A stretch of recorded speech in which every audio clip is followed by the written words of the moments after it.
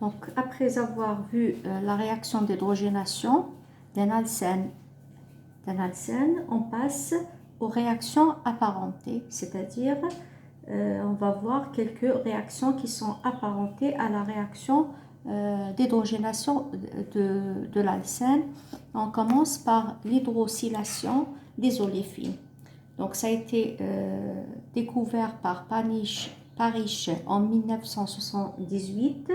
Donc vous avez le même mécanisme de l'hydrogénation. Le mécanisme est similaire. Donc à partir du catalyseur, le rhodium,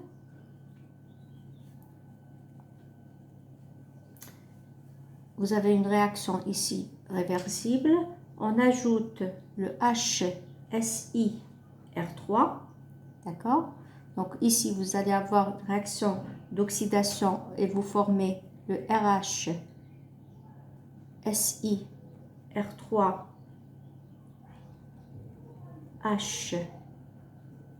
HLL.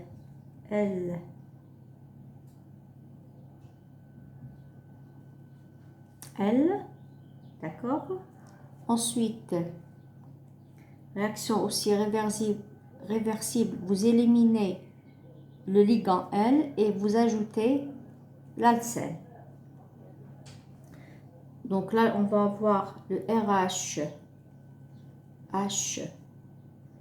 L. Là, on additionne l'alcène.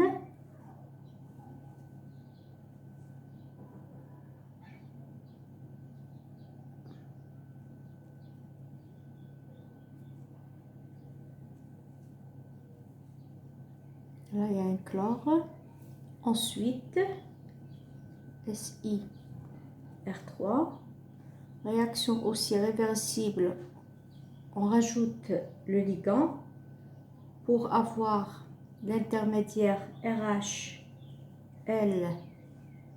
Ensuite, CH2H. SiR3. Cl. Et là, réaction d'élimination. Donc là, vous avez une élimination. Je vais avoir le CH3, CH2, SiR. Et bien sûr, vous régénérez le catalyseur. Deuxième réaction, c'est l'hydroboration des oléfines.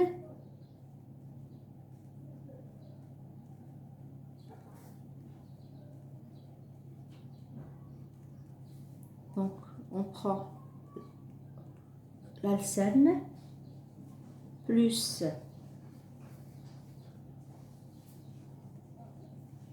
Phi OOPH en présence de rhodium ClL3. Donc là, vous avez un chlore. Hein. ClL3 en présence d'un alcool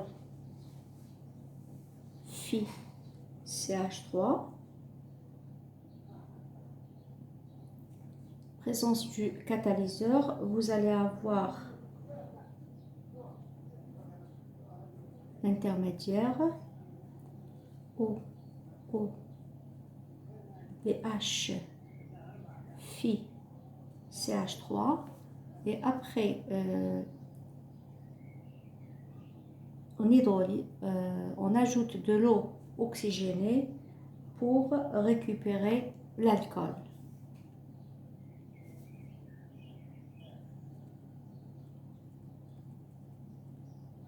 CH3.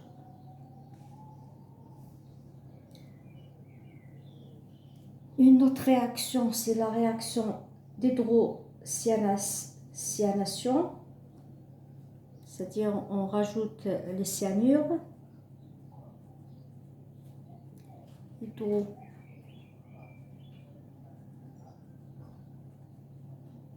oxydation.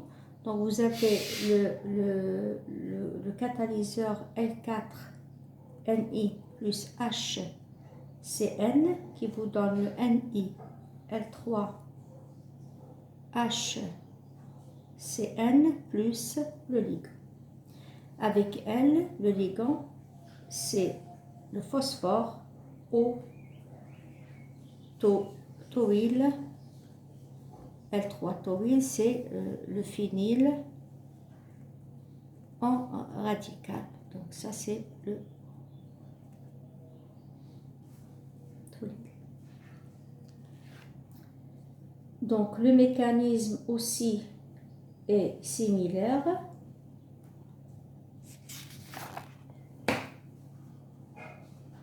Puisque c'est des réactions apparentées, donc le mécanisme est le même. Et à partir de cette réaction, vous avez le ligand L4Ni qui vous donne d'abord, après élimination du ligand L3Ni, donc la première étape, c'est une réaction réversible. On ajoute HCN, donc là vous avez une réaction d'addition oxydante pour former le complexe NiHCNLL,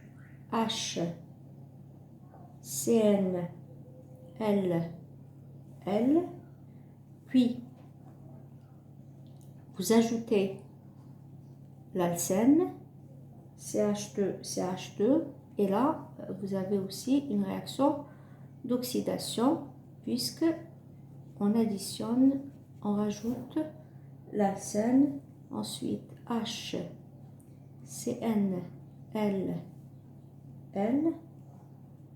insertion, donc là vous avez oxydation, addition oxydante, donc insertion, et là on va insérer l'hydrogène qui va passer ici, donc j'aurai le NiCNLL, et là vous aurez votre hydrogène inséré sur l'oléfine. Après une élimination réductrice, toujours, on récupère le produit CH3, CH2, Cn avec la fonction Cl, et bien sûr vous avez vous régénérez votre catalyseur.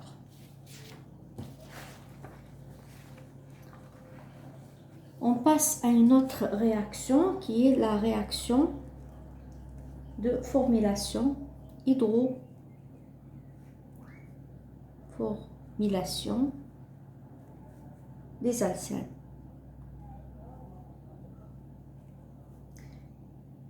C'est-à-dire vous allez rajouter la fonction oxo, formule. Donc la réaction est la suivante. Donc l'alcène plus CO plus H2 en présence du catalyseur entre 120 et 170 degrés Celsius, on obtient deux produits. Vous avez le RHOH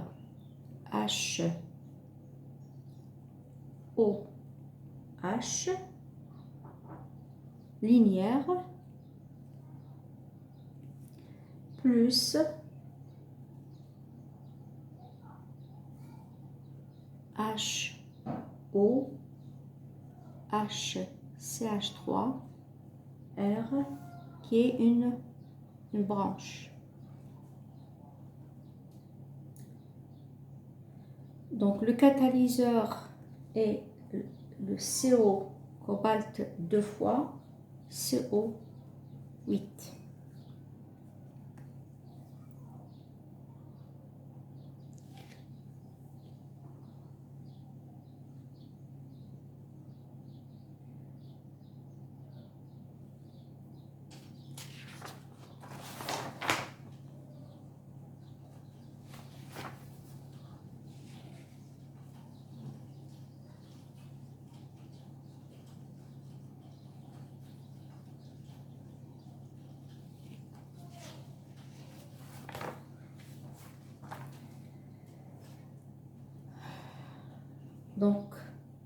préparation du catalyseur, vous avez cobalt 2 fois CO8 plus H2 me donne 2 fois HCO, CO4. Donc, c'est celui-là qui va être utilisé dans la réaction d'hydroformylation. Le mécanisme est le suivant. Donc, à partir du kata, H, cobalt, CO, CO, CO, CO. Première étape, vous avez l'élimination du ligand CO pour avoir le complexe COH, CO, CO, CO. Puis, l'étape suivante consiste à rajouter votre alcène. Donc, si vous voulez, c'est une réaction d'oxydation. D'accord? Une fois que vous rajoutez l'alcène, donc vous allez le fixer sur votre catalyseur. Donc, COH, CO, CO, CO. Et là, je fixe l'alcène. Donc, à partir de cette étape, vous avez une réaction qu'on appelle anti-Markovnikov.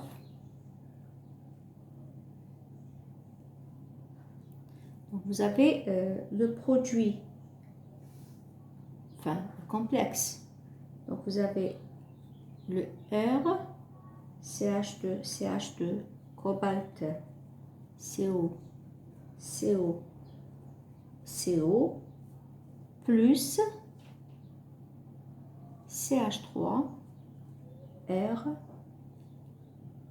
CO cobalt, CO, CO et CO. Donc là, qui vous donne l'aldéhyde, si vous voulez, sous forme de branches. Donc H, CO, H, R, H. C'est un produit secondaire. Donc, si on augmente la pression, on élimine le produit anti-Markovnikov. Donc, on va encore rajouter le ligand CO. Et là, je passe par le complexe CO, CO, CO, CO. Et là, vous avez, puisque là, je vais avoir le CH2, CH2R. Et là, je vais avoir une insertion du CO sur l'alkyle.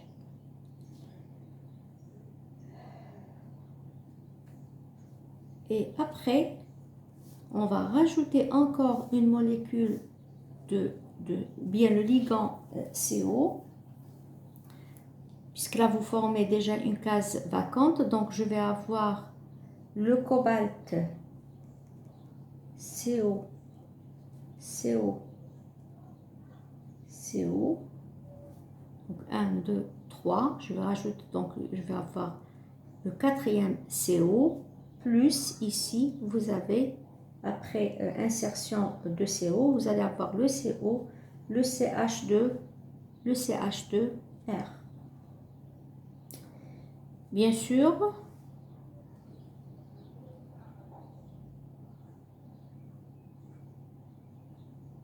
après cette étape-là, on va rajouter de l'hydrogène, donc plus H2, et moins, on va éliminer le ligand CO. Donc ici, vous allez avoir le cobalt avec le CO,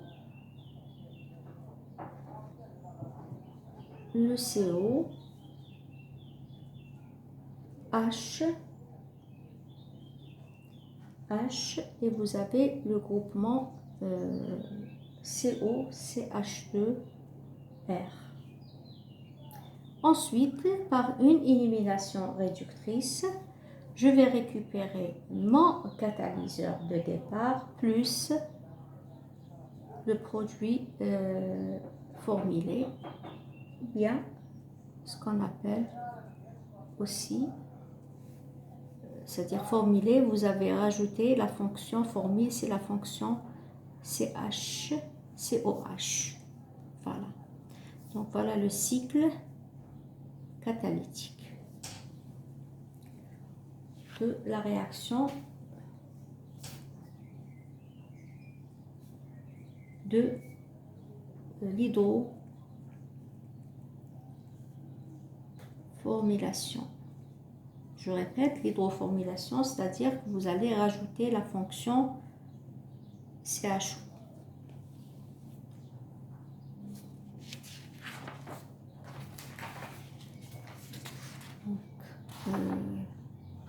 Ici, c'est la page 10. 11. On va voir aussi la réaction de polymérisation.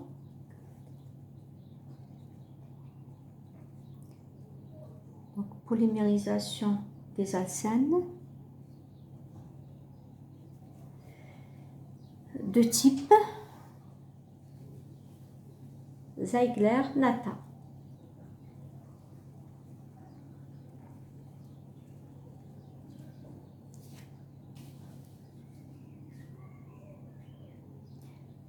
Donc, l'insertion d'une oléfine dans la liaison NH ou N-alkyle d'un complexe à NEV inférieur à 18 est favorable. Cette réaction est répétée,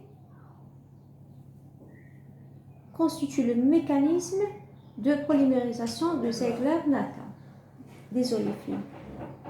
Elle est très efficace elle est obtenue à partir de TiCl4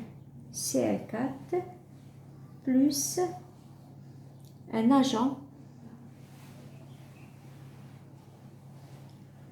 alkylant.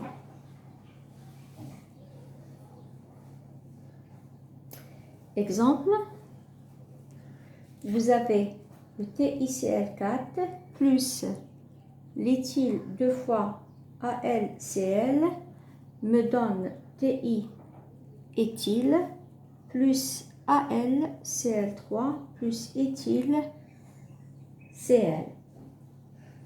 Donc, c'est ça votre agent alkylant. Donc, TI-éthyle, je lui rajoute l'alcène. Donc, qu'est-ce qu'il va me donner? Bien sûr, vous fixez l'alcène sur le TI et ensuite, à chaque fois, on va répéter la même opération. Donc, j'aurai TI, CH2, CH2, éthyle. Ensuite, pour polymériser, donc je vais encore ajouter de l'alcène. Donc, je vais avoir le TI qui fixe l'alcène, CH2, CH2, éthyle, qui vous donne TI, CH2, CH2, CH2, CH2, éthyle, etc. Donc, on polymérise.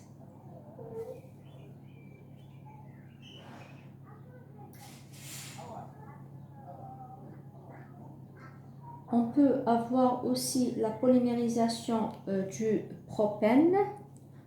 Un autre exemple, donc polymérisation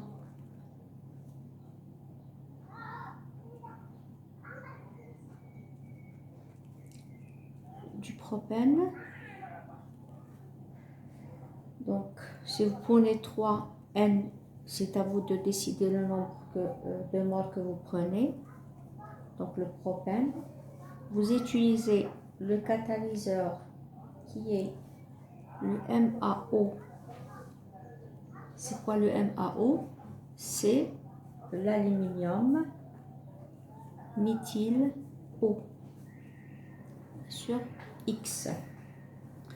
Donc là, vous formez le polymère 2, 3. Donc, je vais mettre entre parenthèses.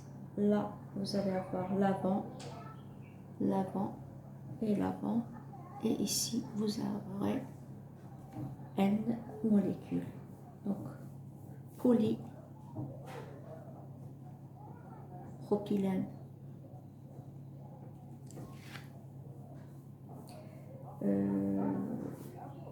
Le catalyseur, on peut utiliser le ZR, CP, Cl2.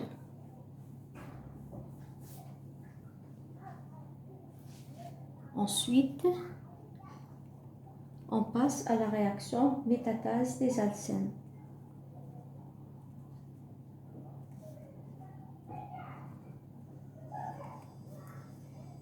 Donc, il s'agit de la redistribution statique sous contrôle thermodynamique de 2 carbenes d'un alcène dissymétrique pour donner 2 olefines symétriques. Donc, je prends 2 olefines symétriques, R1 plus R2.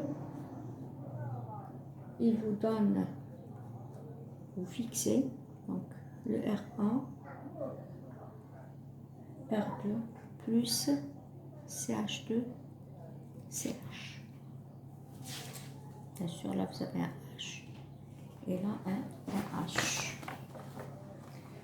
Le catalyseur utilisé,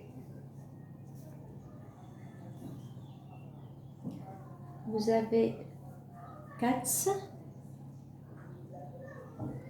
donc c'est le CO5 tungstène Phi. Vous avez aussi le catalyseur de Grips, c'est le plus utilisé, RU,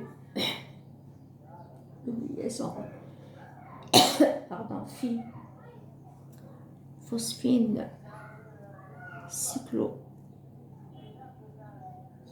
3, Cl, Cl et Phi 3.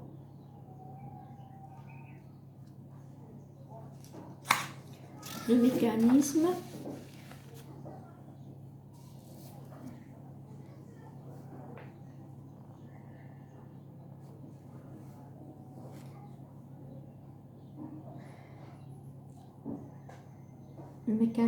est celui de Chauvin. C'est un processus radicalaire.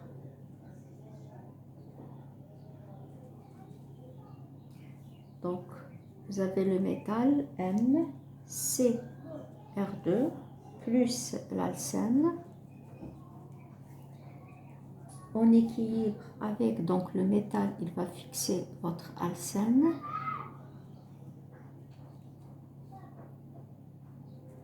Liaison C, R2.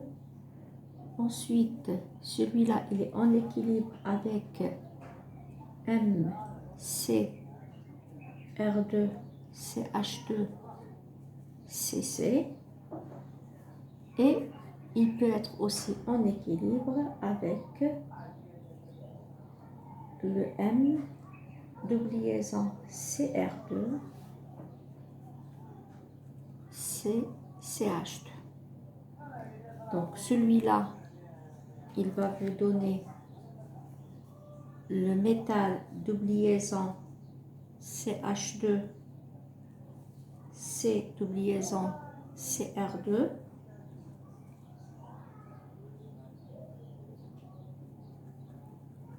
Cette liaison qui va vous donner à la fin l'alcène CC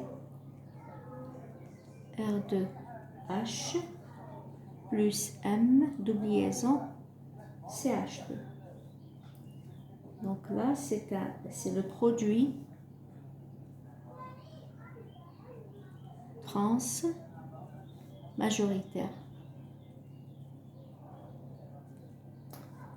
Ou vous aurez, à partir du deuxième équilibre, je vais avoir le métal Cr2, C-méthyle,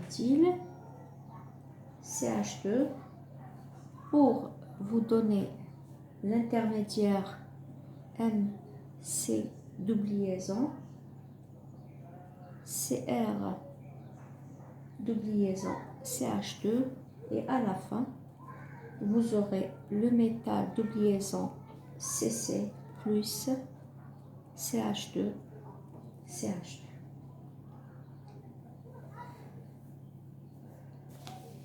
Donc,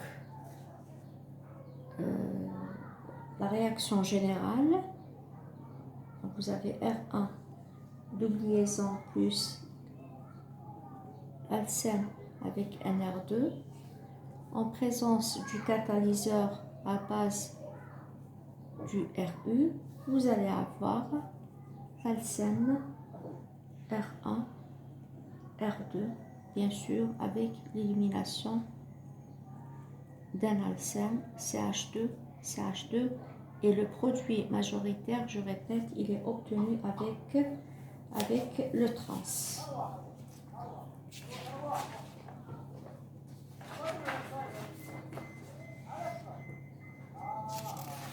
Onze, 12.